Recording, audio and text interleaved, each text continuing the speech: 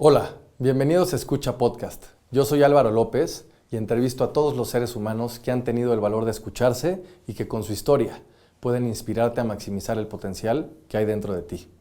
Si quieres ver el podcast, puedes encontrarlo en YouTube como escucha-mx o bien seguir escuchándolo en Spotify. Para más información sobre Escucha, visite a nuestro sitio web en www.escuchamx.com.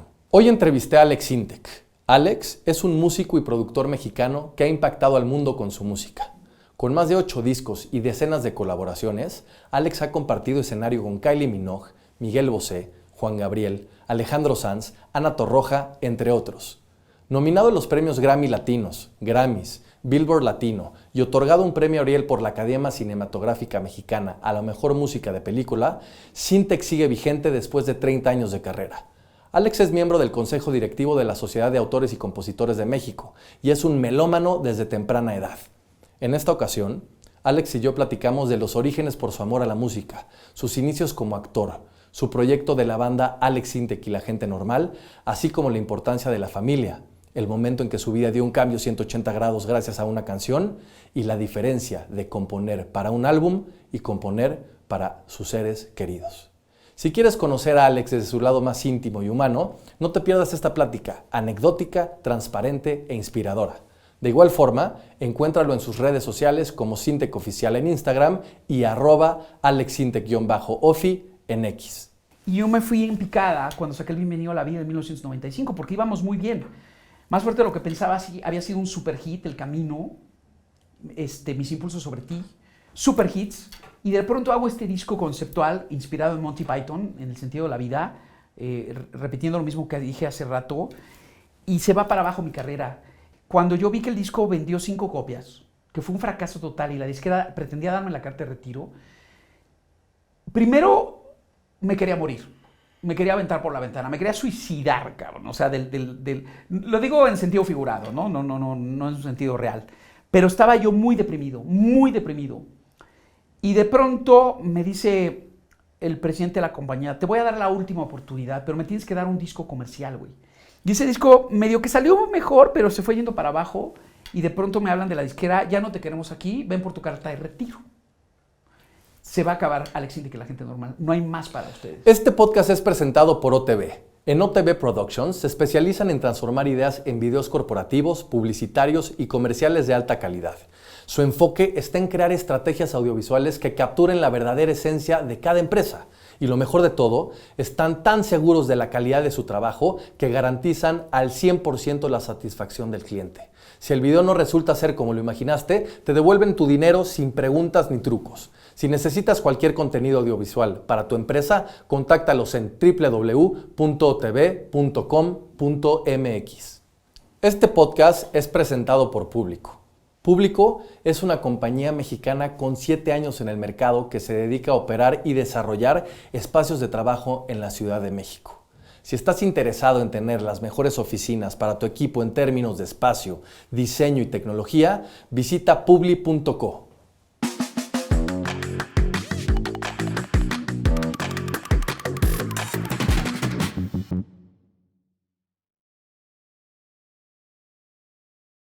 Mi querido Alex, bienvenido a Escucha. Muchísimas gracias por estar aquí. Muy contento de tenerte en este espacio, platicar, ponernos al día y entender un poquito más quién está atrás de Alex Sintek. Bienvenido. Un gusto, Álvaro. Qué placer. Y un saludo a todos mis amigos que nos ven en Escucha. Y gracias por la invitación. Al revés. La verdad es que teníamos años de no sentarnos a platicar y creo que esto pues, nos ayudará a ponernos un poquito al día. Y antes de empezar, mi querido Alex, o más bien empezando, quisiera entender quién es Alex Sintek, pero también quisiera saber quién es Alejandro Escajadillo. Bueno, fíjate que yo considero que la vocación de la música es algo con lo que naces, es un don especial. Hay gente que nace con un don especial para la arquitectura, otros para todo el tema del cuerpo humano, para la anatomía, y se dedican a ser doctores. La vocación es algo con lo que naces y no es... Vaya, hay oficios que puedes aprender a base de técnicas puedes llegar a ser un buen carpintero, a hacer buenos muebles, ¿no? Pero las artes, como la pintura, la literatura, la escultura y la música, por decir algunas, requieren de ese don especial con el que naces y es un regalo del jefe, del creador, ¿no? Y siempre que la gente me dice, oye, yo hago algunas cancioncitas y toco alguna guitarrita y el pianito ahí de vez en cuando en mi casa y con mis amigos y me aplauden y les gusta mucho, ¿crees que me debería dedicar profesionalmente a la música? Siempre les digo no, porque cuando realmente tienes la pasión por desarrollarte la música como una profesión, no haces consensos, no le preguntas a nadie si te vas a dedicar. No vienes y le preguntas a Alex ni a nadie. Vas y lo haces, punto. O sea, te voy a dar ejemplos. Artistas como Siddhartha, que es muy buen compositor, o Caloncho, o Mon Laferte, o toda esa camada de artistas alternativos que han salido ahora, que hacen música muy interesante, jamás se acercaron a mí. Ni se acercaron a Ben Ibarra, o se acercaron a Saúl Hernández de Caifanes, o a Café Tacuba, o a nadie. Fueron y hicieron su asunto por su lado, y se abrieron su público por su lado, ¿no? Y hay una serie de artistas actuales muy raros, que me cuesta a veces trabajo entender. Uno de ellos es Sabino, por ejemplo, que es como rapero, ¿no? Sabino te platica una rola con muy buena música y mete cosas bien interesantes, ¿sabes? Y el tipo todo el tiempo está hablando. Yo sabía que decía que tú llegaste y me dijiste que me querías cuando... Es un estilo muy peculiar. No te diría que soy su fan, pero admito que es un tipo que ha hecho su labor para tener un público cautivo muy grande, muy enorme, ¿no? Pero, ¿por qué te voy a estos ejemplos, Álvaro? Porque es importante ser honesto contigo mismo y decir, estoy dedicado a darle a todo, estoy enteramente dispuesto a que la música sea mi modus vivendi, ¿no? Y esto requiere de sacrificios para todos. Aquel que crea que Alex Sintek llegó y dijo, aquí estoy, y la disquera dijo, te firmo, pásale, te apoyo, ahí está tu canción en el radio, ya pegó, pues están pensando algo muy irreal. Y es por eso que te pregunto, ¿no, Alex? O sea, una cosa y la persona que conocemos pues en los medios, en los discos, en los conciertos, es Alex Sintek. Pero a mí me interesa saber quién es Alejandro Escajadillo y por eso te lo vuelvo a preguntar. ¿De dónde viene esta... Mira, es importante enlazar al músico con el personaje y con la persona que soy. Porque en algún modo sí existe un personaje arriba del escenario, sobre todo en los conciertos. Me transformo, me convierto en alguien,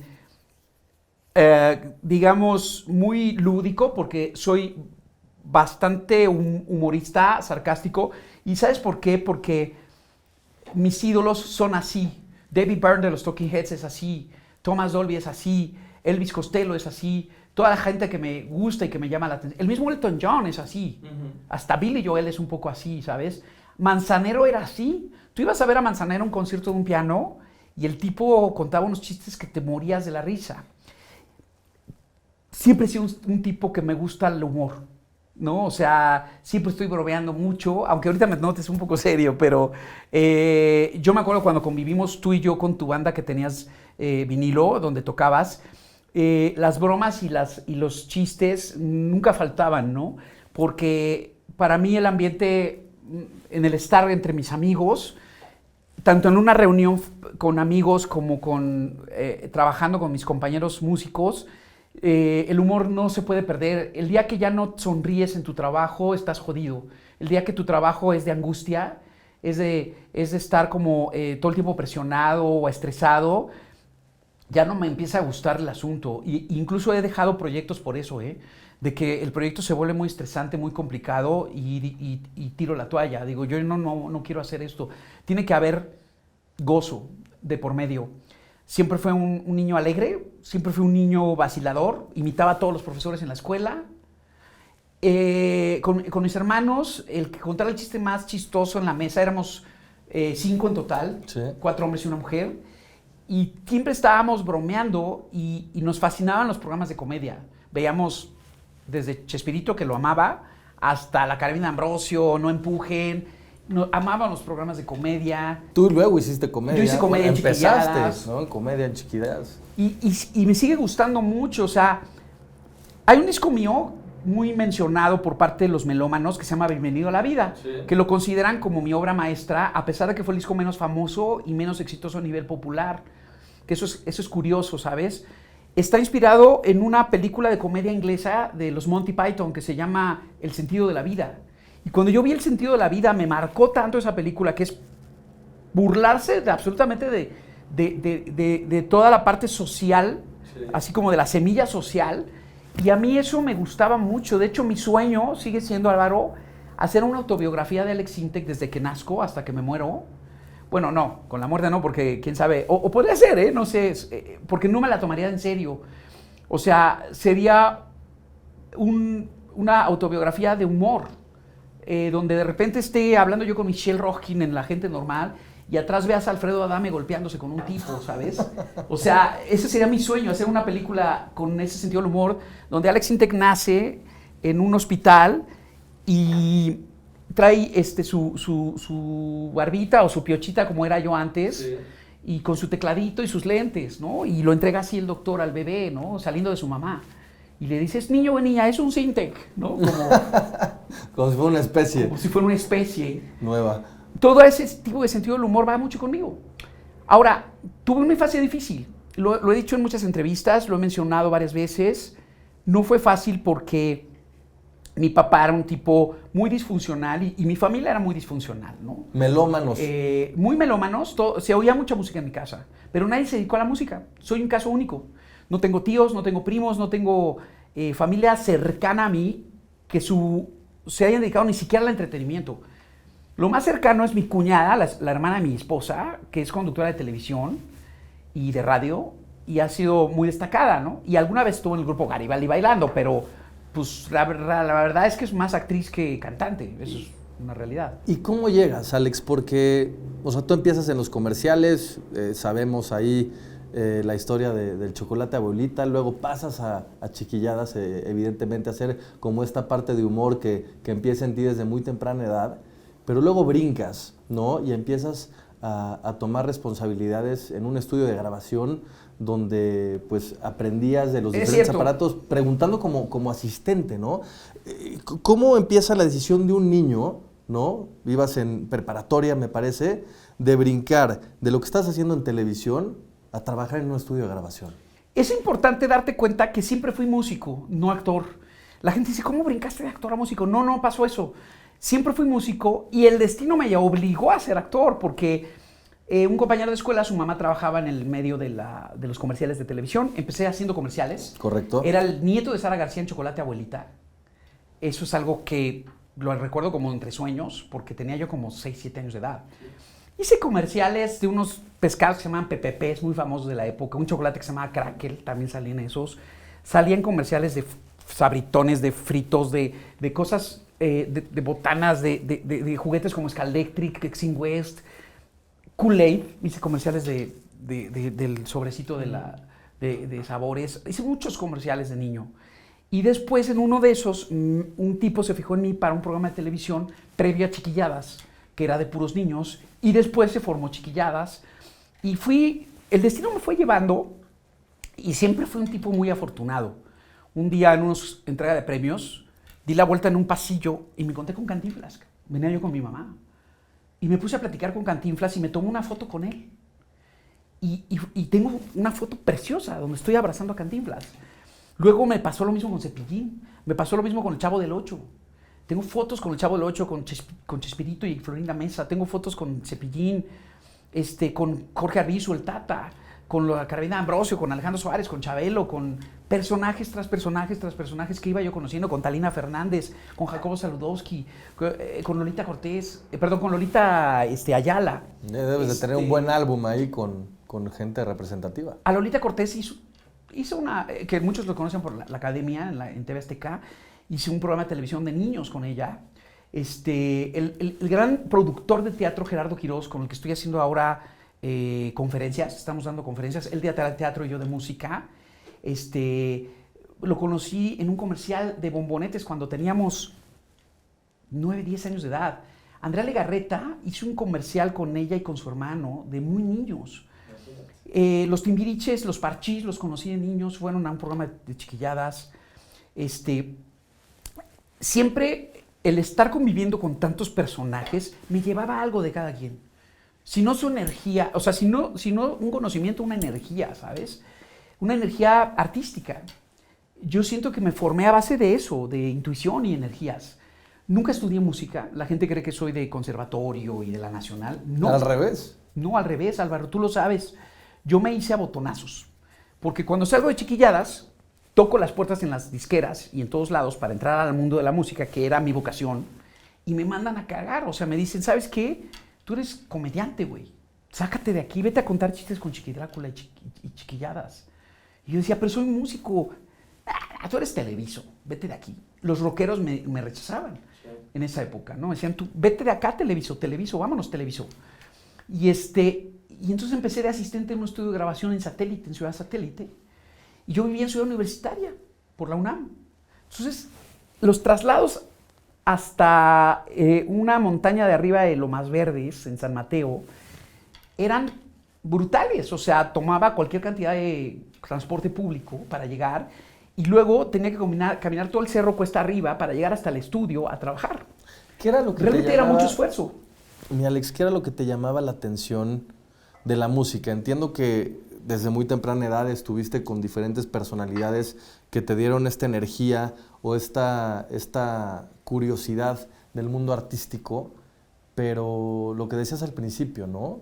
Cuando una persona es músico no pregunta, es músico, ¿no? Cuando una persona es pintor o es artista, es y no le va a preguntar a las demás personas. Tú a los 16 años, 15, 16 años que estabas en este estudio, ¿ya sabías que ibas a ser músico? ¿Ya sabías que querías ser Alex Sintek?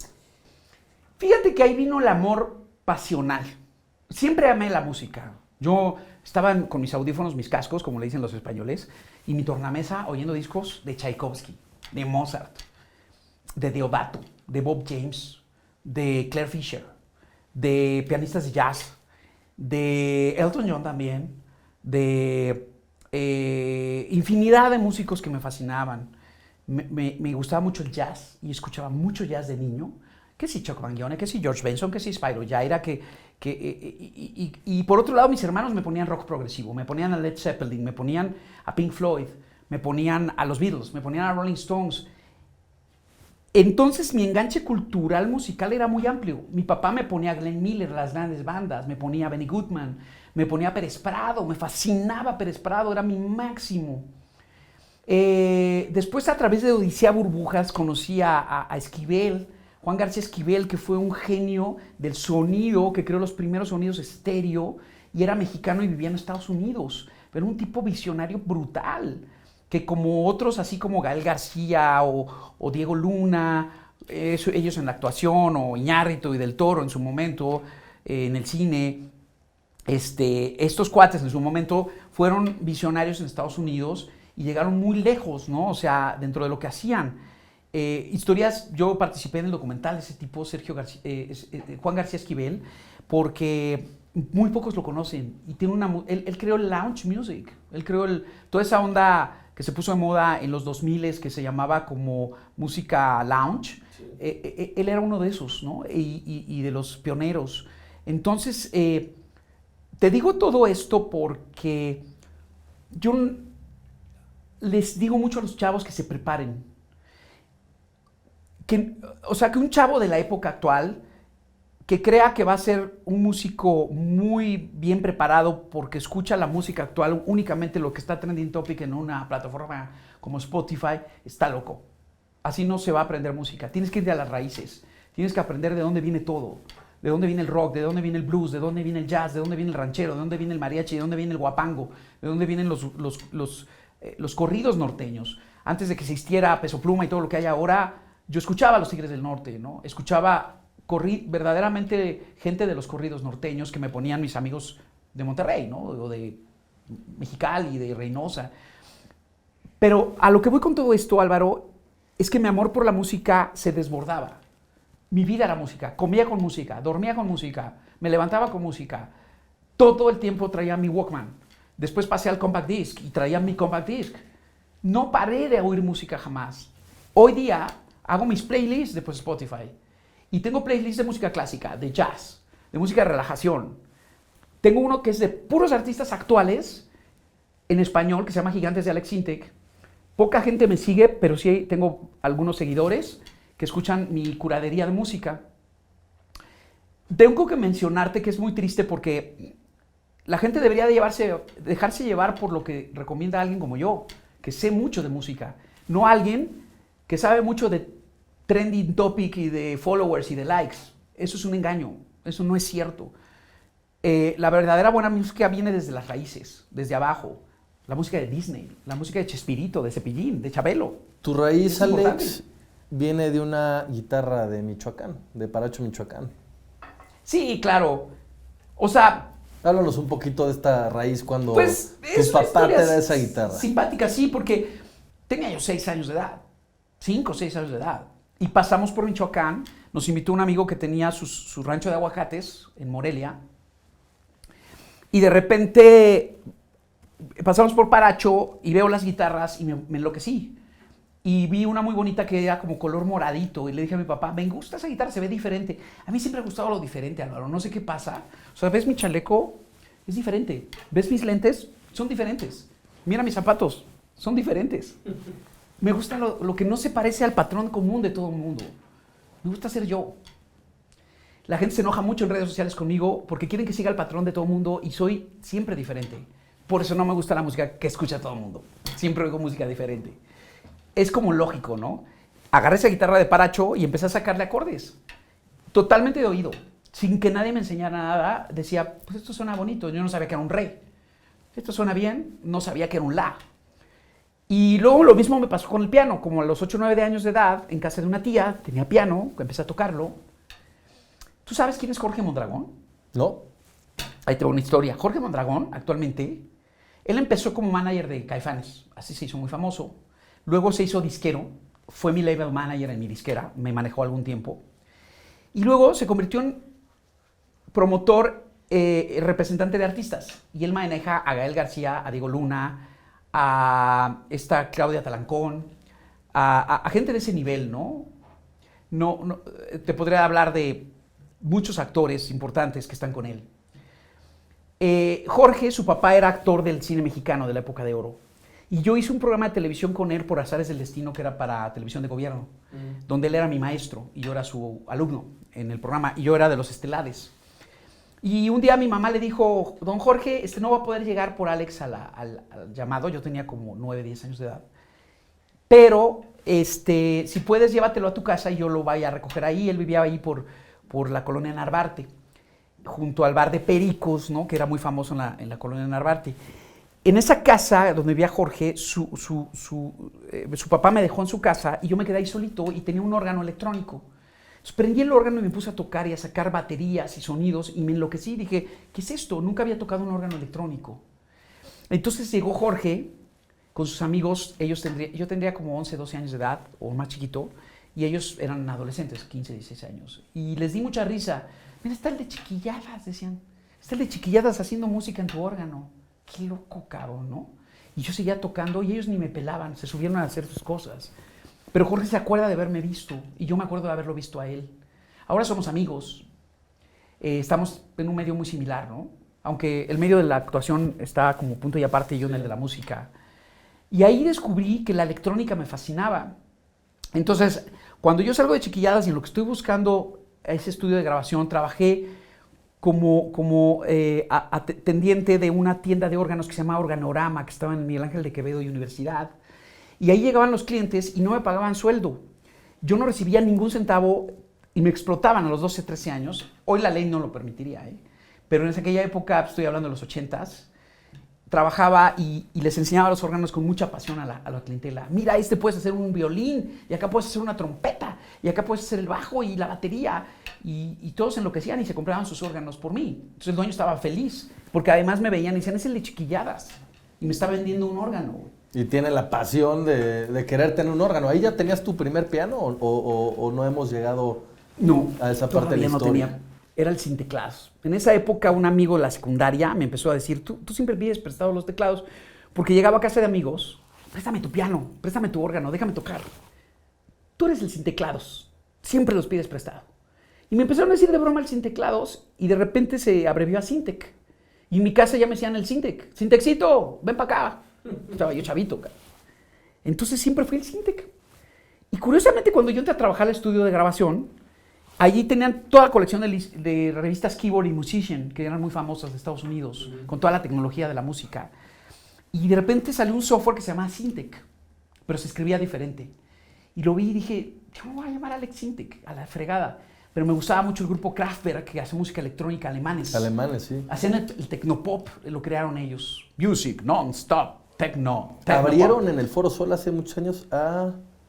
No me acuerdo quién, pero los vi en vivo. Increíble. Son increíble increíbles, porque son alucinantes, son como de otro planeta, son como extraterrestres ellos. A diferencia de Depeche Mode, de cualquier grupo electrónico que me digas, New Order, el que me digas, ellos son extraterrestres, los Kraftwerk. Se consideran robots, androides. Es loquísimo lo que hacen. Y por eso me puse Alex con K. Pero no por querer decir, ay, soy alemán. Véanme, soy Alex Sintec, soy alemán. No, porque quería que me vieran como robot, como androide. En mis conciertos me paraba y hacía el paso del robot, desde los años 80. Lo sigo haciendo hoy en el 2024 y la gente enloquece. Porque poca gente puede hacer lo que yo hago como robot. Ahí me veo.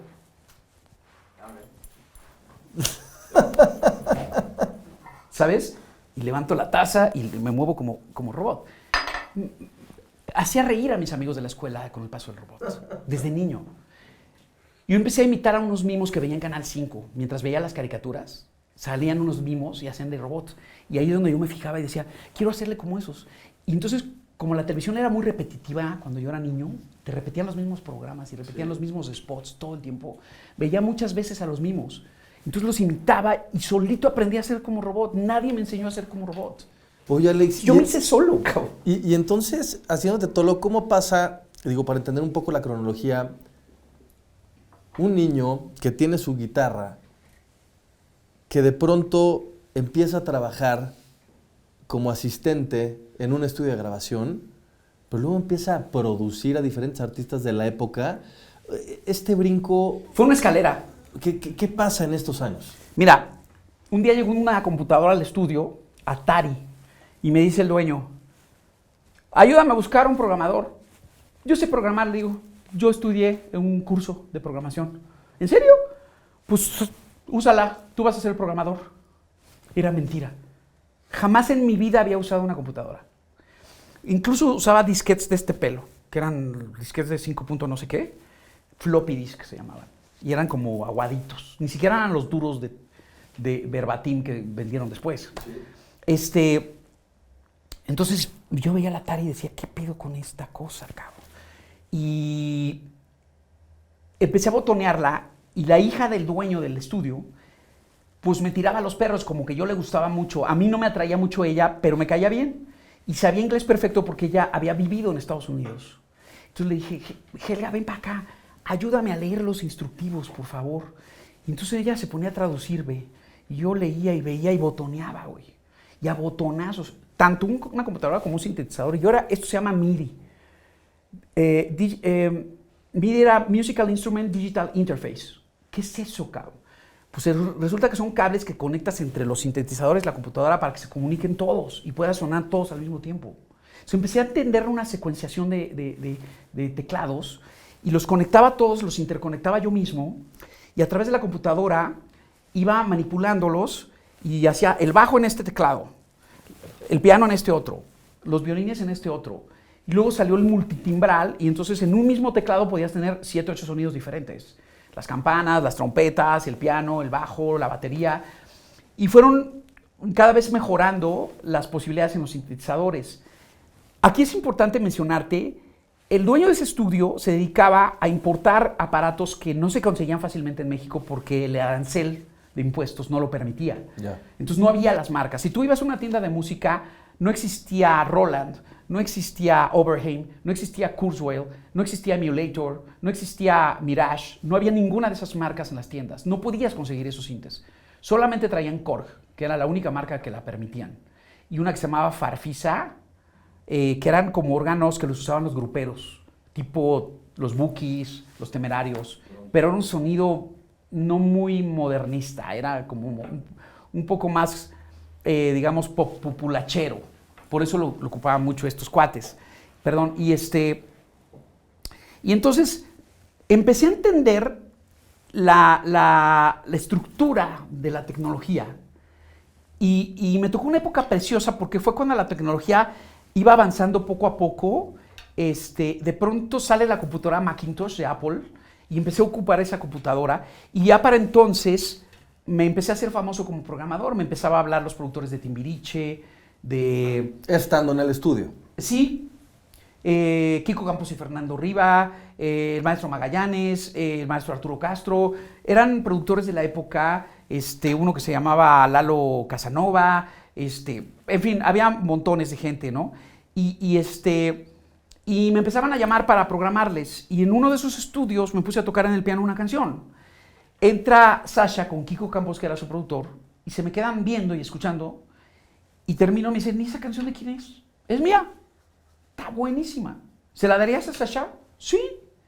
Se llamaba Muévete a mi alrededor. O sea, fue una casualidad. Es decir, tú estabas trabajando, tocando el piano, tocando tu rola, y entran y te ven y te piden la canción. Me piden la canción, la graban en su disco y da un madrazo de radio. ¡Pau! Y entonces... ¿Cuántos años tienes aquí, Alex? 17, 18. ¿Qué pasa en tu cabeza cuando a los 17, 18 años tienes un madrazo en el radio? Mucha emoción. ¿Qué cambia en ti? Eras asistente hace 2 años y hoy tienes un madrazo en el radio. Pues, mira, sentí hambre de más. O sea, dije, qué padre que me cante Sasha, es la famosa de Timbiriche. Pero ¿qué pasaría si yo fuera el que está cantando ahí en el radio? Y ahí empecé a perseguir ese sueño. Quiero ser yo el que cante. Cuando entro a Kenny Los Eléctricos, como tecladista, que me invitan, Sí, al rock. Kenny quería que yo fuera formalmente parte de Kenny Los Eléctricos, pero yo no aparecía en la portada, ni aparecía en los créditos, eso sí, pero no aparecía físicamente, porque yo me estaba reservando que Alex Sintek fuera un artista solista. Yo no quería ser parte de una banda en un principio. Yo quería ser como Howard Jones. Más tarde me hago amigo de los Caifanes, porque tuve una banda con ellos que se llamaba Pistolas de Platino, con Markovich, Sabo y Alfonso André.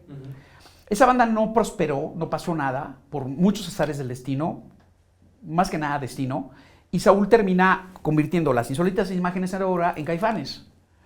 Pero entonces, ahí se fija en mí la disquera Melody, que era la de Televisa, y me firman, pero desgraciadamente cambian al director.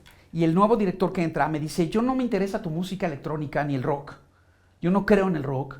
Y yo quiero que cantes boleros y le hagamos competencia a Luis Miguel y te pongas un saco y seas un bolerista. Y le dije, eso no va a pasar. Yo traía el pelo rubio pintado, traía aretes y me vestía como New Waver, con cachuchas y con gabardinas. Y me dijo, es que ese look no me va. En México no funciona. En México lo que gusta son los cantantes de boleros. Y le dije, no hay manera. Y entonces me congelaron, me dejaron un tiempo congelado. Y me acuerdo que en la oficina estábamos sentados Cristian Castro y yo. Y Cristian entró a la oficina después que yo. Y Cristian aceptó el papel de bolerista y empezó a grabar canciones fresas. Yo no quise hacer eso. Yo quería ser electrónico y quería ser rock.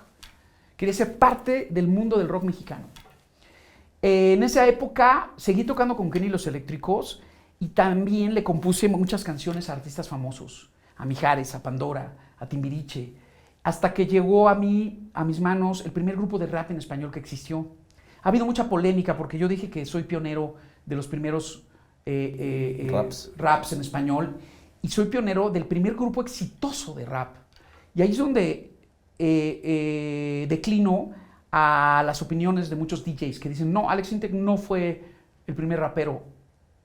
No fui el primer rapero, existieron otros, pero fui el primer productor de rap y compositor de rap, junto con Claudio, que llevamos el rap a otro nivel de popularidad, que no existía en México ni en Latinoamérica. Sus discos vendieron millones de copias, 5 millones de copias. Era brutal lo que sucedía con Caló en los 90s. Fue un momento de moda. Después pasaron y se olvidaron de la gente de ellos. Y ellos se pelearon y se deshizo esa banda durante mucho tiempo. Y luego regresaron, ya no corrieron con tanta suerte porque las cosas ya habían cambiado, ya había entrado el reggaetón, ya había entrado el urbano, ya había entrado el hip hop y otras cosas. Estaba Control Machete cuando ellos decidieron regresar y les fue muy difícil. Sin embargo, sí considero que lo que yo hice fue precursor. Y poco a poco me fui dando cuenta, porque uno de los Caifanes, Alfonso Adré, me llevó a la disquera EMI Music. Y ahí conocí a un argentino que creía mucho en mí. En Melody fui y les supliqué que me dieran la carta de retiro. Me fui de la disquera y me pasé a EMI Music y ahí empiezo con la gente normal. Pero eso también fue un capricho mío, porque yo no quería ya para entonces ser Alex Intec solo. Yo quería una banda como Caifanes, quería una banda como Maldita Vecindad. En esa época se estaba gestando Molotov y los vi como nacieron. En esa época me llamaron unos chavitos que tenían como 11, 12 años de edad para que les produjera su primer disco y se llamaban Los Liquids. Y ahí estaba nada menos que Facundo, el famoso Facundo, que es conductor de radio y televisión. Sí. Él era parte de Los Liquids junto con Teo y otros chavos que estaban ahí. Eran unos bebés, cabrón. Tenían 11, 12 años. Y les pasaba yo trucos y les hacía consejos y todo, pero nunca realmente pude producirles un disco por azares del destino, no se dio. Sin embargo, a mí me llamaba mucho el rock. Incluso, después de que produje a Caló, me firman finalmente en EMI, sale mi primer disco y estaba bastante jazz, blues, rock y mucho funk. Tenía mucho funky en ese disco. Y mis influencias en ese disco eran desde un pianista como Bruce Hornsby, que me encantaba la música de él, hasta cosas así como Michael Jacksonianas, Level 42, que era una de mis bandas favoritas, Soda Stereo, que era otra de mis bandas favoritas, cosas como tipo Mecano, cosas como tipo Nacha Pop, que me fascinaba de España. Había una mezcolanza de música en mi cabeza y yo era como un disco duro de computadora que sacaba ideas espontáneamente todo el tiempo. Nunca me hubieras visto trabajando en estudio hablando de acordes. ¿Cómo te sentías, Alex, con este trabajo ya en una banda, evidentemente no siendo solista, sino con la gente normal? Mira, como trabajaba con la gente normal, es que yo llegaba con las canciones ya compuestas. Uh-huh. Y ya que estaba hecho una canción, entonces venía León a mi casa y empezaba a tocar la guitarra y le decía, me gusta ese riff, me gusta esto, vamos a meterle acá, vamos a meterle allá. Luego venía, me juntaba con Michelle, escuchaba las baterías programadas, se las llevaba grabadas y luego me iba yo a su casa y me las tocaba en vivo. Y me decía, ¿qué te parece si hacemos este remate? ¿No? Y él lo metía a la hora de grabar el disco. De alguna manera el trabajo principal creativo lo hacía yo, pero había una aportación de León y de Michelle importante desde su estilo, en su instrumento, en ideas creativas, por ejemplo, la portada del disco, los nombres de las canciones, el nombre del disco. Siempre ideábamos cosas para los videos, para el concepto general del disco. Entonces yo los integraba como una banda. Yo decía, somos la gente normal. Pero la disquera nunca quiso que nos llamáramos la gente normal, sino que querían a fuerzas el Alex Intec, porque yo ya era famoso como compositor. Claro. Ya tenía un lugar y les importaba explotar ese nombre. El niño de Chiquilladas que se convirtió en un compositor famoso de música pop, pasa a ser ahora un grupo de rock y son ellos. Primero nos tomaron muy en serio como rockeros. Era lo que te iba a preguntar, ¿cómo recibe México Alex Intec y la gente normal? ¿Cómo recibe el público mexicano esta propuesta? Mira, estaban el rock radical, que era Caifanes, Café Tacuba, Maldita Vecindad, y estaba el pop, extra pop, ultrasistema, que era Timbiriche, que eran grupos como boy bands, ¿no? Uh-huh. OV7, que se llamaban La Onda Vaselina, por ejemplo. Había cosas así muy fresas. Garibaldi. Yo tengo la bolita que me sube y me baja. Y luego estábamos en medio Maná y Alex Intec, porque éramos los pop de la música. Y luego abajo de nosotros había una serie de grupos pop, como Azul Violeta, como Jumbo, como esta otra banda, ¿cómo se llamaban? ¿Kinky? No, Kinky, fíjate que fue un poco después. Un poco después. Y Kinky siempre me parecieron muy alternativos, muy buenos, pero siempre se manejaron. Fíjate, Kinky nunca vendieron muchos discos, ni tampoco esta banda que se llamaba, que era Jay de la Cueva el que los ayudaba, se me fue el nombre. Titán. Bolobán era el otro que se me olvidaba. Claro. Todos esos grupos eran de medio pelo en el sentido popular. Incluso por ahí nació Plastilina Mosh. en esa época, Las víctimas del Doctor Cerebro, El Gran Silencio. Y aunque éramos considerados rock, nosotros siempre nos hacían como un lado por ser rockeros poperos, ser los fresas, igual que Maná. Y tenemos como esa competencia, ¿no? Caifanes no tenía competencia, eran muy únicos. Y aquí sí había un pique. Sin embargo, Maná de repente se fue a la cima así con música ultra comercial y yo me fui en picada cuando saqué el Bienvenido a la Vida en 1995 porque íbamos muy bien. Más fuerte de lo que pensaba, sí, había sido un super hit, El Camino, Mis impulsos sobre ti, super hits. Y de pronto hago este disco conceptual inspirado en Monty Python, en el sentido de la vida, repitiendo lo mismo que dije hace rato, y se va para abajo mi carrera. Era un disco que empezaba con el nacimiento de un niño y acababa con la muerte. Sí. Y iba pasando por todas las etapas de la vida. Un disco fuera de serie, que nunca nadie había hecho un concepto sonoro de ese tipo. Me fui a trabajar con el mejor ingeniero de Europa, que era francés, se llamaba Eric Calvi, y lo hicimos en Nueva York. Y trabajé con gente que trabajaba con todo el New Wave de la época inglesa y de los mejores músicos. O sea, tuve ahí invitados a Nick Morrow, que tocaba la guitarra con Scritti Politti, por ejemplo, que era una banda súper desconocida de la época, que hacía el mejor funk electrónico que existía en la época. De verdad les hablo de un nutrimiento musical fuera de serie. Cuando yo vi que el disco vendió 5 copias, que fue un fracaso total, y la disquera pretendía darme la carta de retiro, primero me quería morir, me quería aventar por la ventana, me quería suicidar, cabrón. O sea, lo digo en sentido figurado, ¿no? No en un sentido real. Pero estaba yo muy deprimido, muy deprimido. Y de pronto me dice el presidente de la compañía, te voy a dar la última oportunidad, pero me tienes que dar un disco comercial, güey. Y ahí es cuando llego con la canción de Porque sin ti no soy, que La Ley había pegado con una canción con un ritmo muy similar, ¿no? Sin amor no te haces feliz, El Duelo se llamaba. Sin amor, con Beto Cuevas. Y entonces le hizo una canción más comercial, como tipo La Ley. Y le hizo una canción como Lindas Criaturitas, que era una canción rockera, pero hasta cierto punto juguetona, bromista, sarcástica. En esa época me criticaron mucho que me había vuelto como raro, pero la realidad es que la canción hablaba de los viejos Rabo Verdes. Nunca la gente entendió que hablaba de señores ya grandes que les gustaban las chavitas chiquitas, las lindas criaturitas. Y ese disco medio que salió mejor, pero se fue yendo para abajo, y de pronto me hablan de la disquera, ya no te queremos aquí, ven por tu carta de retiro. Se va a acabar Alex Intec, la gente normal, no hay más para ustedes. Alex. Eso era en 1998. Esto que estás diciendo, ahorita lo dices con mucha fluidez, porque han pasado muchos años. Pero estando ahí, crisis. Tus compañeros de banda ya no estaban, entras en una... Se desintegró. Estás en una crisis tremenda, económicamente estás devastado. Totalmente. No tenía dinero. Perdí mi lana.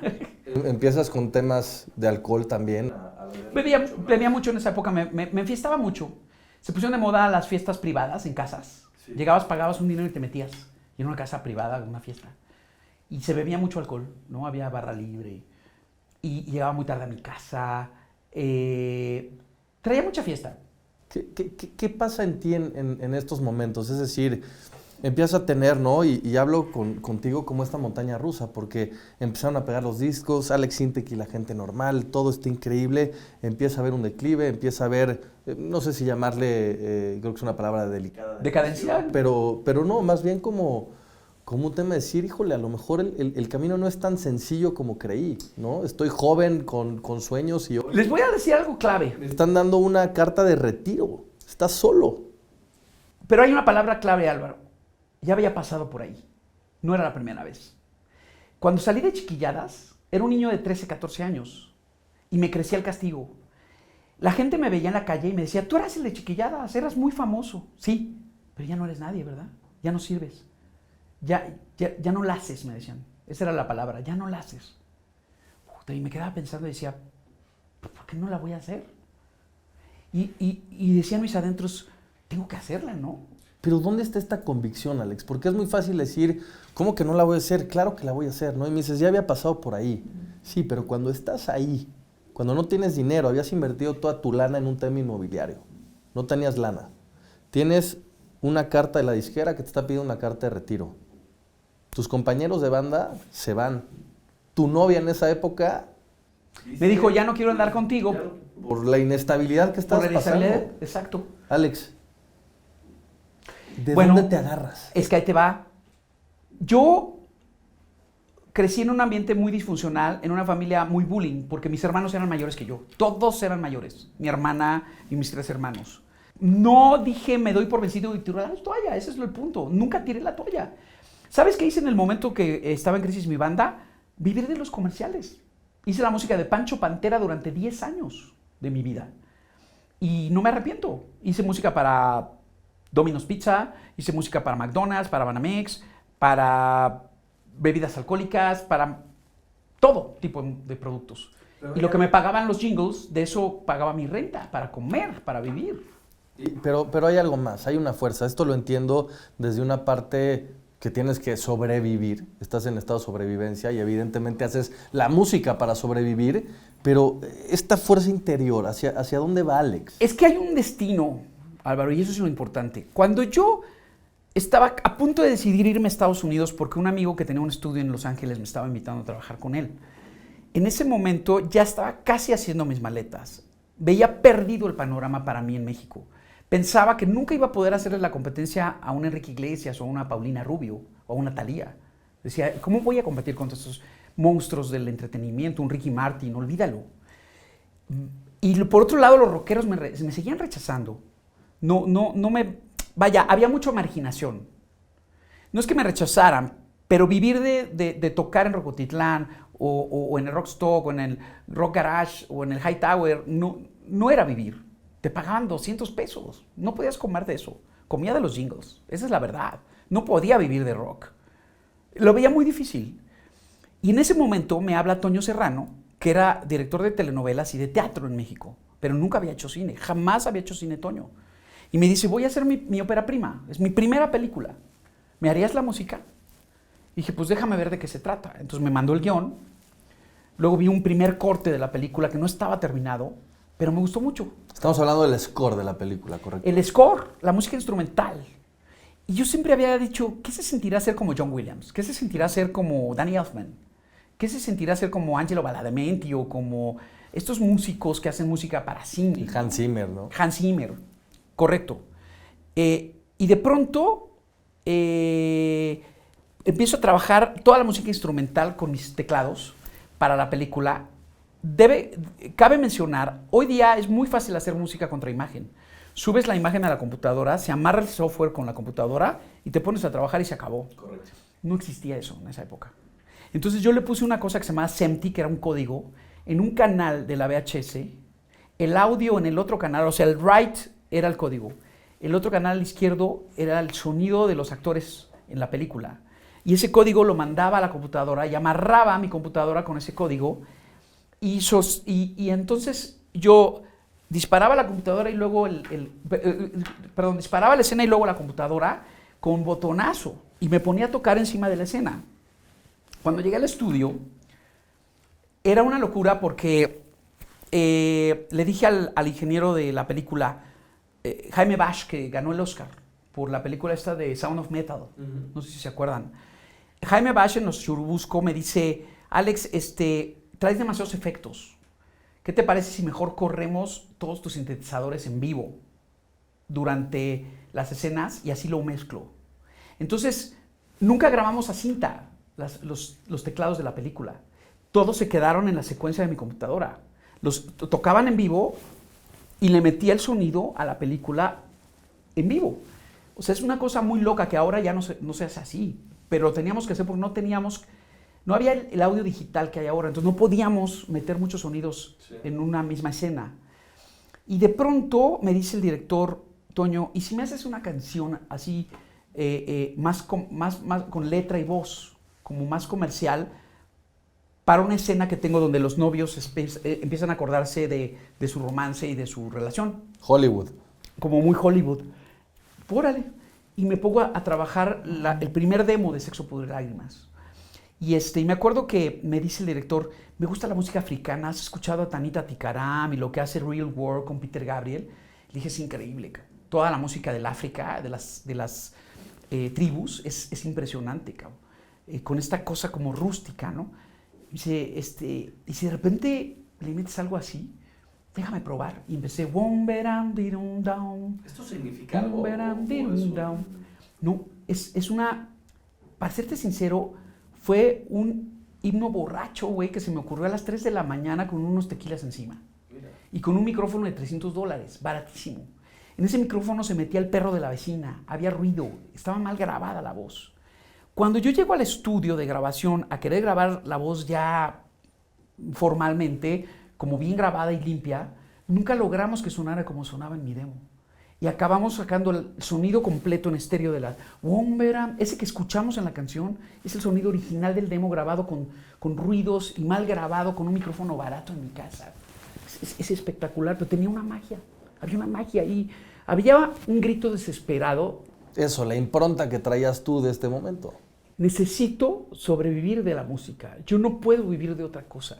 Yo no puedo estar en una oficina de 10 a 12, de 4 a 6. Yo necesito que me funcione mi música.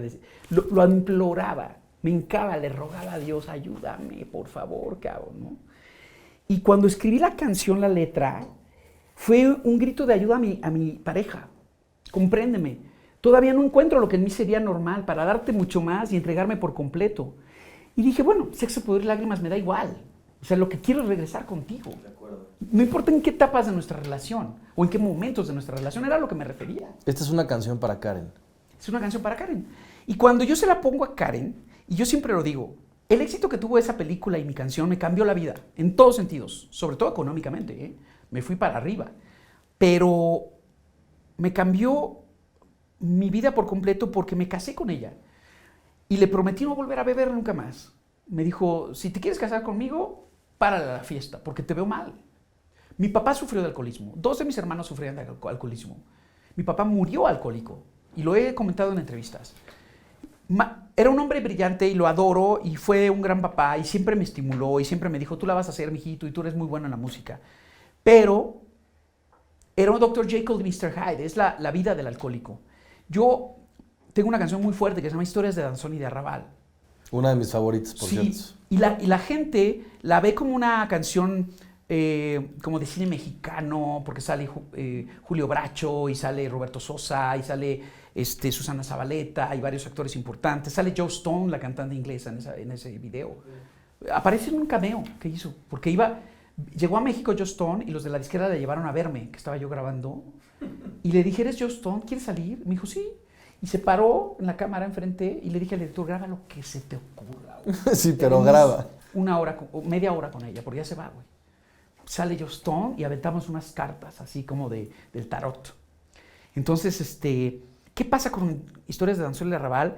Es la típica historia del alcohólico que empieza pensando que va a pasar una noche bonita y acaba viviendo una pesadilla en un tugurio de mala muerte del cual quiere despertar y no puede. Está en un antro bailando sardos con transvestis y una señora tipo Carmen Salinas dándole papitas, cabrón. O sea, así veo Historias de Danzón y de Arrabal. Esa era la vida de mi papá. Mi papá se desaparecía y no sabíamos dónde estaba. Y llegaba en la madrugada muy borracho. Entonces era una vida que me dio mucha incertidumbre y no sabía en dónde estaba parado. Por eso en el Bienvenido a la Vida hay una canción que se llama ¿Por dónde empezar? No sé por dónde empezar, si no sé cómo es que llegué hasta aquí. Habla de la inseguridad que me daba el alcoholismo de mi papá y los pleitos entre mis papás, porque mi mamá le reclamaba al día siguiente y se agarraban a gritos. Y para mí era desesperante, me encerraba en mi cuarto, estaba yo muy chiquito, me tapaba los oídos, no los quería oír gritar. Y ponía música para no escuchar lo que estaba pasando en mi casa. Mi papá era muy violento, ¿no? Trataba muy feo a mis hermanos. O sea, era una vida dura de la que tuve de niño.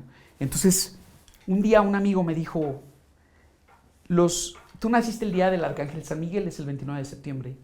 Me dijo, todos los que nacen ese día tienen la cualidad de reinventarse las veces que sea necesario y ser como ave fénix. O sea, tú me puedes tumbar al piso las veces que quiera, sé que me voy a levantar.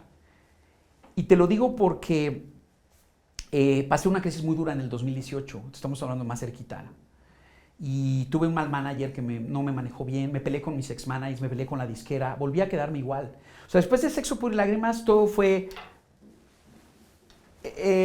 una canasta muy nutrida de privilegios. Sí, conciertos llenos, auditorios. Discos exitosos, Duele el amor, Tú necesitas, Intocable. ¿Dónde se empezó a descomponer mi carrera? En el 2009, después de Loca, te vi. Sí. Cuando yo me cambio a Sony Music, Sony... Llevabas con EMI muchos años, toda tu carrera. Toda mi carrera, 20 años. Cuando yo me cambio con Sony en el 2010, grabo el disco de Syntec más Syntec y hago una oda al New Wave. Ahí ya estaba muy fuerte la música urbana. Y estaba muy fuerte la bachata. ¿Se acuerdan de Romeo Santos y todo eso? Sí, perfecto. Prince Royce y eso. Entonces, yo salgo con un disco disruptivo de New Wave, que era La Tormenta. En medio de la tormenta el amor murió. Wow. Wow, una super canción. Todos los músicos me voltearon a ver y dijeron, ¡qué rolón! El streaming de esa canción y las descargas fueron nulas. Entonces, cuando yo entro a Sony, mi carta de presentación es un disco sin éxito. Ese disco no tuvo éxito. ¿Syntec más Syntec? Así se llama, Syntec más Syntec. Salgo yo subiendo una escalera de teclados, estoy hablando del 2011. Sí. Y de repente me hablan y me dicen, está nominado al Grammy americano tu disco de Syntec más Syntec. O sea, los gringos lo escucharon y dijeron, esta es una obra de arte. Porque emulaba New Wave de New Order, de Depeche Mode, de Erasure, de todos los artistas de Ultravox, esos artistas, Human League, que escuché de niño una y otra vez y que los tenía en mi cabeza así, pero en esencia, muy fuerte. Ese disco lo hice con puros sintes analógicos y con sistemas viejos de circuitos, de transistores, de bulbos, con sintes de los años 70, con sintes de los años 80, artesanalmente a mano, moviéndole las perillas, moviéndole a las resonancias, fue un disco brutal. Me di el lujo de hacer el disco de mis sueños, electrónico. Como Syntec siempre había esperado la gente un disco electrónico de Alex Syntec y fue un fracaso. Imagínate lo duro. Por eso cuando mucha gente dice, Alex, la única música buena que vale la pena de ti es la de la gente normal, yo les digo, estás loco, no conoces mi carrera, no has oído mis discos, ni siquiera te has parado un concierto mío. El concierto de esa gira en 2011, metí puras mujeres y todas venían vestidas como astronautas y yo me vestía como astronauta. Y no había baterista. El baterista tocaba puros pads electrónicos parado, como se hacía en los 80s. Un fracaso la gira. Nadie me la quiso comprar. Me fui a abajo horrible. Estoy hablando del 2011. Alex, me voy a regresar un poco. Porque después de Sexo, Pudor y Lágrimas, a 2011, en este disco de tus sueños, de cómo lo quisiste hacer. Algo más fuerte en mi carrera. Pasaron muchas cosas. De entrada...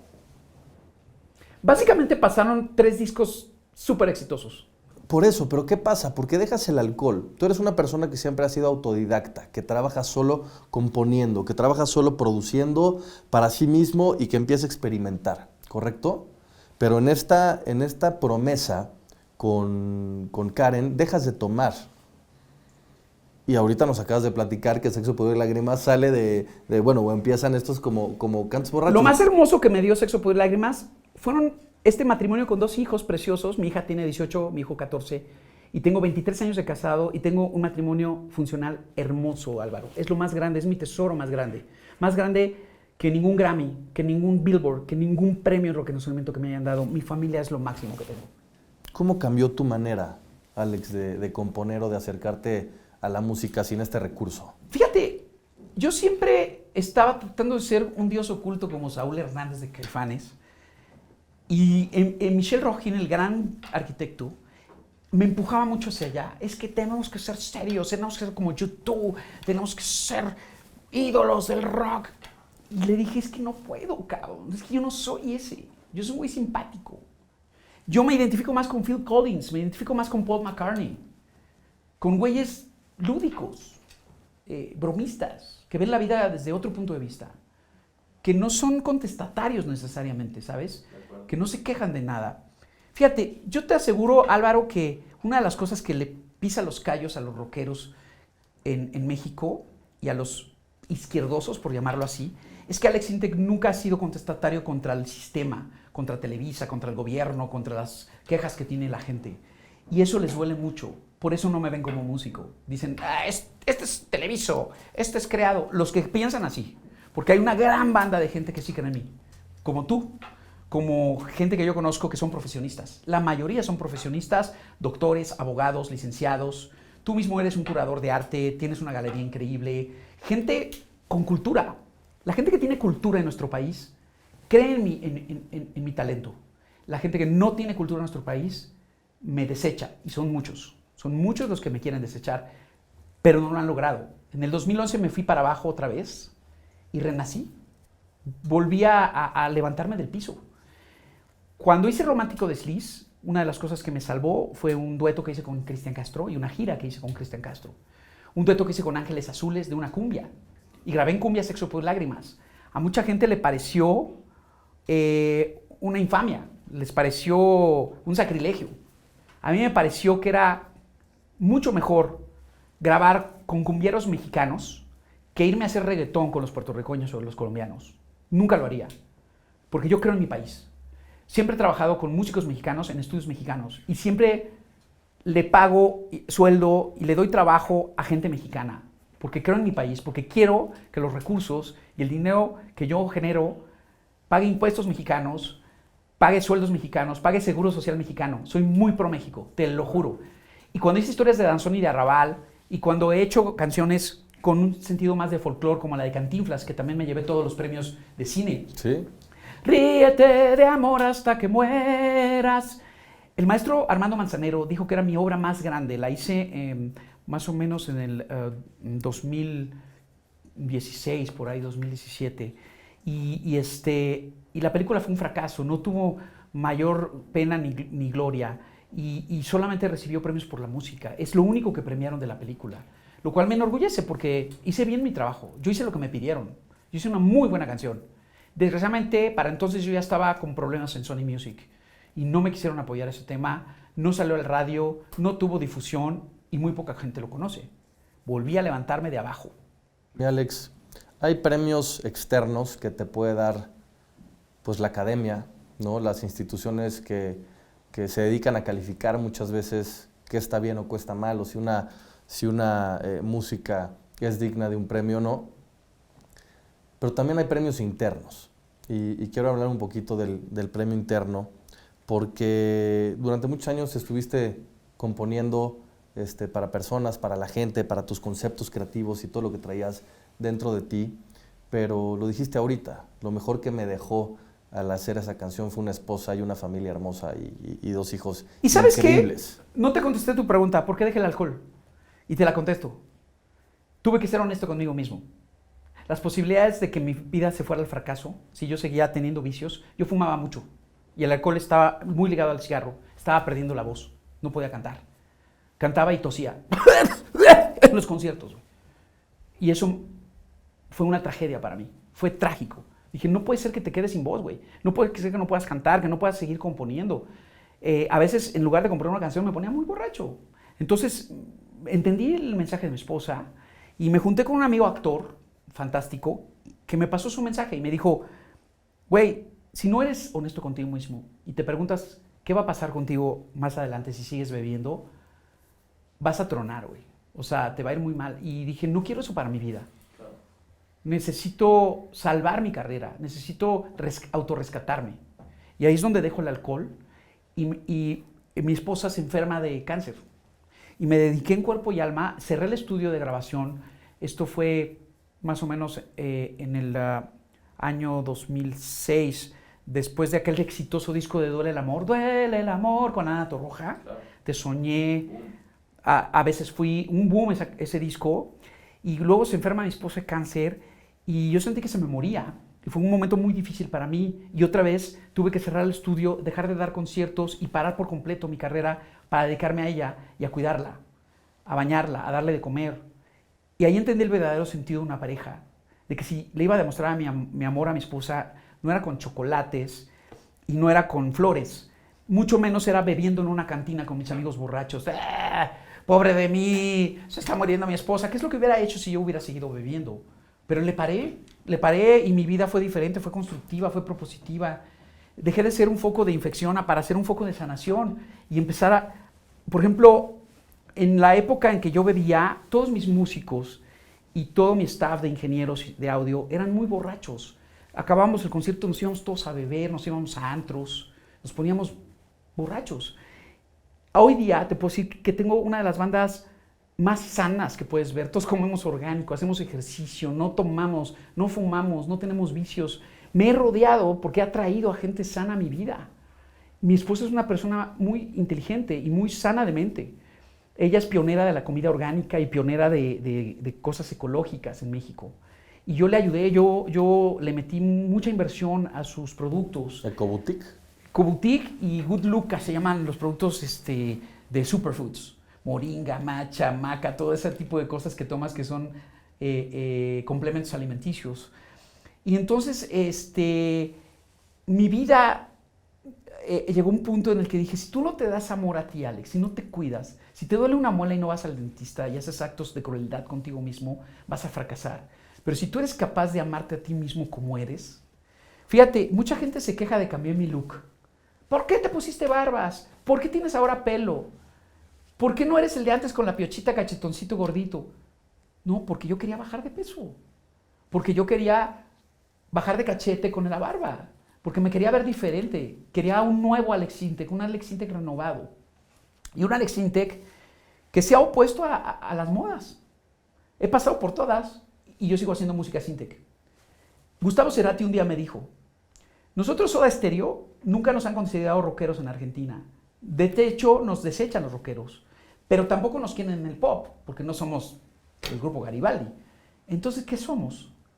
Somos Sonido Soda. Tú sé Sonido Sintek, siempre. Y cuando te pregunten qué género musical haces, tú di, es el género Sintek. Haz tu propia música, haz tu propia historia. Cuando yo saqué Historias de Danzón y de Arrabal fue un madrazo y nada en el radio se parecía a esa canción. Nada. Cuando saqué Sexo, Pudor y Lágrimas no había baladas disruptivas como Sexo. Esa canción tenía la batería distorsionada, era un loop con distorsión de guitarra eléctrica. Nadie hacía eso en esa época. Sí, mucha gente no se ha dado cuenta que he sido pionero de muchas cosas. Fui el primero en dar un concierto en vivo en el internet a través de Real Video en 1998. Fui el primero en sacar un videojuego de computadora en 1995, en Bienvenido a la Vida. Fui el primero en hacer soundtracks de cine mexicano en 1999. Fui el primero en sacar remixes, versiones acústicas a principios de los 90s. Fui el primero que hizo música para una adaptación de Disney, para una obra de teatro que fue El Rey León. O sea, la gente se le olvida muy rápido las cosas propositivas que ha hecho Alex Sintek y muchos pretenden recordar cosas negativas que no le ayudan nada a mi carrera.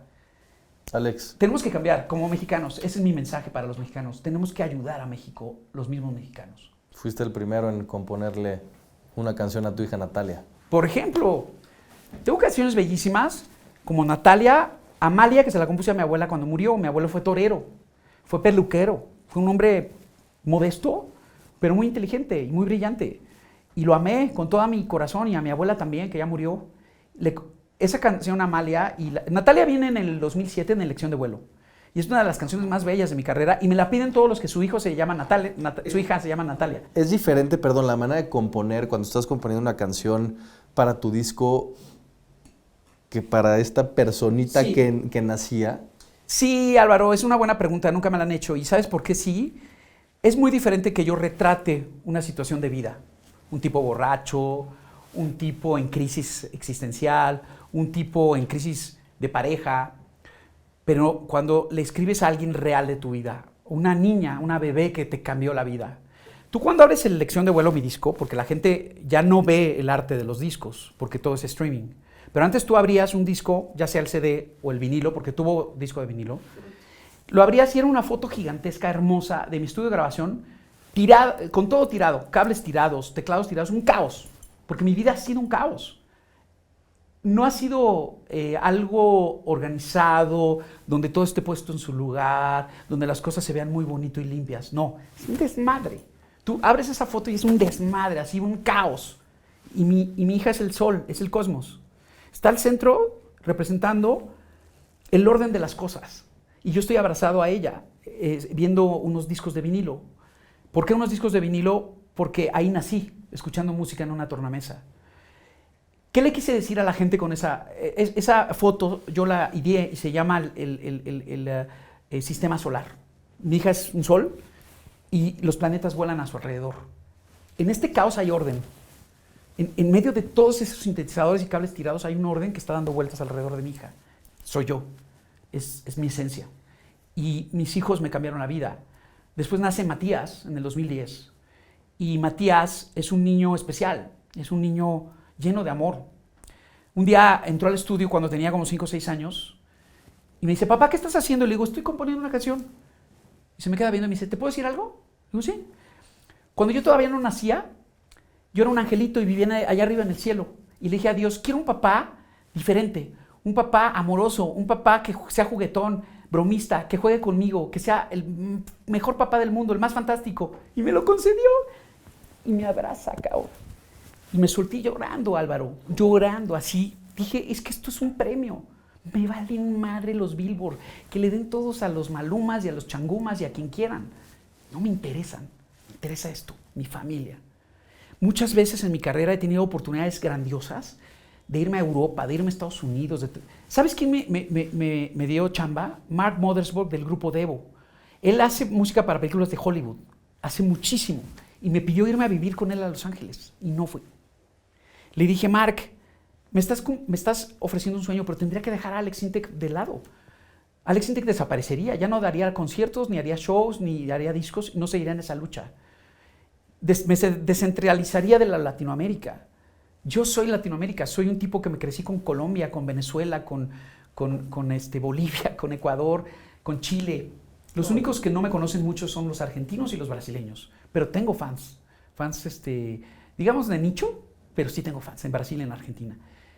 Si yo me voy a Los Ángeles, no quiero ser de estos artistas que se olvidan los frijoles y las tortillas. Sí, ¿de dónde viene? De su origen, ¿no? Que lo has hablado durante la entrevista. Y ¿sabes qué? La sociedad gringa te come, te absorbe. Todos mis amigos que se han ido a vivir allá se olvidan de la realidad latinoamericana. Yo sigo viviendo una realidad mexicana, ¿no? Estoy muy atento a lo que le pasa a mi país. No me pronuncio ni de izquierda ni de derecha, porque soy apartidista. Yo creo en el balance de las cosas y creo en el conjunto. Yo no podría hacer música pop, nada más. Tengo que combinarla con el rock, con el blues, con el jazz, con el reggae, con la música clásica, con el tango, con la fusión, con el bolero. En la política pienso lo mismo. No creo que un partido nos vaya a salvar, no creo que un presidente nos vaya a salvar. Creo que somos los mexicanos los que podemos salvar este país si cambiamos. Si dejamos de dar mordidas, si dejamos... Mira, yo soy yucateco. Tú vas a Mérida, Yucatán, y le intentas dar una mordida, una lana a un policía de Yucatán, te mete a la cárcel ahí. No se dejan sobornar. Si así fuéramos, imagínate que México fuera así todo. Sería increíble. ¿Cuántos se quejan de tantas cosas y fuman mota o drogas? Cuando hice mi gira en Estados Unidos, Álvaro, recientemente, fueron puros latinos a verme y eran familias, eran papás, eran niños, era gente sana, eran abuelos, increíble. Salía yo del concierto y ¿sabes qué me encontraba en la calle? Americanos, gringos, bien vestidos, muchos con ropa bonita de Gap, de Guess, de Banana Republic, en fentanilo, así como zombies, agachados. Bendito sea Dios, todavía no vemos eso en la calle. Vemos gente pobre, vemos chicleros, vemos haitianos en el periférico que se tuvieron que salir de Haití, o jamaiquinos, o gente rara, ¿no? Ahora vemos afroamericanos que casi nunca se veían en México, es muy raro, pero no vemos drogados de fentanilo así. Yo no quiero eso para México. O sea, era pavoroso, era una película de terror, era The Walking Dead, era como ver una ciudad de zombies. Y pasaba por ciertas calles y había gente así en las esquinas. Y gente que se veía bien vestida. Chavos. Gente de 30, de 40 años de edad. Es horrible lo que está pasando en Estados Unidos. Por eso no me fui con Mark Mothersbaugh a hacer música de Hollywood. A lo mejor no soy famoso como Isa González o como Diego Luna y estoy tocando a lo mejor con The Killers o con Dua Lipa o con Taylor Swift. Me encantaría, porque alguna vez toqué con Kylie Minogue. So what? ¿No? Hice música con Alan Parsons. So what? Pero no me veo ahí, ¿sabes? O sea, porque eso implicaría descentralizarme de mi realidad mexicana. Y no quiero eso para mis hijos. No quiero que ellos crezcan con esa cultura. Y es que es justo eso, ¿no? O sea, hablabas de la raíz de los polos que te atraen, ¿no? Siempre el artista y me lo decía Fede en algún momento, ¿no? El artista tiene como estos mundos fantásticos, pero siempre necesita ¿Fede Ponce? regresar a tierra, Fede Ponce. Y hablaba Despegue y aterrizaje. de tu familia, ¿no? Que era como esta parte... Cable a tierra. Clave tierra y Totalmente. Y me parece los amigos. que es muy real. Un buen amigo, Álvaro, y los tengo, me dice la verdad. Me hiere un enemigo con mentiras. Un amigo me duele diciéndome la verdad, pero me ayuda. Te sana. Me sana. Me dice, güey, traes un moco aquí embarrado, quítatelo, te ves mal. De acuerdo. Duele, pero te lo quitas el moco. En cambio, un amigo te dice, estás de pelos. Un enemigo te dice, estás de pelos, estás increíble, te ves muy bien. No, güey, tienes cosas que mejorar. Mi manager es uno de mis mejores amigos desde niños. Y todo el tiempo me dice, güey, ya, güey, cambia esto, cambia lo otro, cuídate. Mi esposa me dice, come bien, haz ejercicio, no seas flojo, organízate, disciplínate. Todo éxito es una experiencia disciplinaria, Álvaro. Y eso lo tienen que entender los chavos, no nada más los de mi edad, mi generación. Cualquier persona exitosa que tú veas, un Shark Tank, un güey, un gran empresario, empezó de abajo y se disciplinó. Yo era el cochinito lindo y cortés que soñaba con trabajar para ayudar a su pobre mamá y construí mi casa de ladrillos. Me han tumbado cuántas veces quieres la casa y la vuelvo a construir. No una ni dos, 4 o 5 veces importantes en mi vida. Y hoy me he vuelto a levantar, Álvaro. Estoy festejando 30 años de carrera y mi concierto ha sido exitosísimo. Toqué en más de 15 ciudades de Estados Unidos. He tocado en casi todo Centroamérica. Voy para Chile, ya toqué en Colombia y voy a repetir Colombia. Sueño con ir a Venezuela, ojalá que se pueda ir porque ahí está complicado el tema político de su país. Fui a Ecuador, fui a Bolivia, voy a repetir otra vez Ecuador próximamente. ¿Qué te puedo decir? Estoy con planes en España, tengo un empresario catalán de Barcelona que está muy interesado en mi carrera y me está ayudando. Ya fui a tocar a Madrid, me fue muy bien y cantaron conmigo todos los rockeros de la década de los 80s. Estuvo La Unión, estuvo Ana Belén, estuvo la Orquesta Mondragón conmigo, los Cómplices, Danza Invisible, todos estos artistas españoles con los que yo crecí escuchando, que fueron mis ídolos, cantaron conmigo en Madrid, en un teatro increíble. O sea, no tengo de qué quejarme, Álvaro. Soy un tipo muy afortunado porque sigo cumpliendo mis sueños.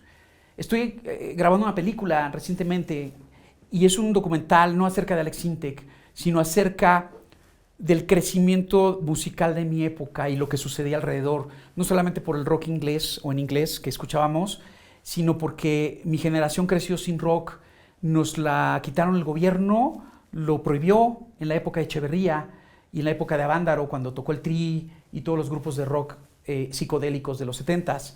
Entonces en los 80s nunca vi en vivo ni a Paul McCartney, ni a los Beatles, ni a Phil Collins, ni a U2, ni a The Cure, ni a Depeche Mode, no venía nadie. De repente había algo raro por ahí, creo que Police vino al Hotel México, yo ni me enteré. Fue hasta mediados de los 90s que inició Ocesa y que empezaron a dar... Guns N' Roses, ¿no? El primero fue Rod Stewart en Querétaro, lo trajeron a tocar y antes, es más, antes de Rod Stewart estuvo Carlos Santana y fue un desastre. Hubo mucho vandalismo y todo. Los mexicanos nos fuimos civilizando poco a poco y Ocesa ayudó mucho a que esto sucediera para que llegara a ser una empresa importante, ¿no? Los conciertos ahora en México tenemos más conciertos que en Inglaterra, en México. Sí. Es brutal lo que hay. Creo que los chavos tienen que estar abusados porque pecan a veces de intelectual, soberbia intelectual. Le llamo así porque ven tanto. Mira, acá tengo al Arcade Fire y aquí tengo a los Arctic Monkeys. Y aquí tengo a fulanos y menganos. Y tengo al DJ bla bla bla y al DJ Shushushu. Güey, no abandones México. Sigue oyendo y apoyando a la música mexicana. Es un desastre que desde el nuevo gobierno no ha habido un avance.